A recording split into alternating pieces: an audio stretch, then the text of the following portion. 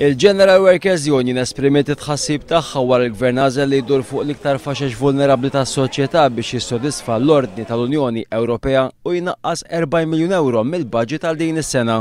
Il-General Workers Union tinsab inkwetata l-Gvern se jkompli jakkes il-qasam soċjali billi ser jaqta' 8 miljuni u nofs euro minn nefqa għal qasam tas-saħħa.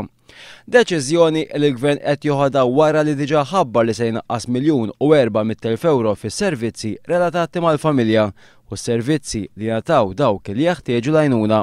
Il-General Workers Union tajt li huwa inaċċettabbli l-Gvern qed iħabbar dat tnaqqis fl-istess nifs li qed jonfoq eluf kbar ta' euro f'konsulenzi u salarji u pagamenti eżaġerati l-konsulenti. Fid-dawl ta' dan kollu l-General Workers Union ikkritikat l-atteġġament tal-Ministru Tonio Fenek illi ħaba mill-isħab soċjali u qed jaġixxi għar rasu u mingħajr konsultazzjoni.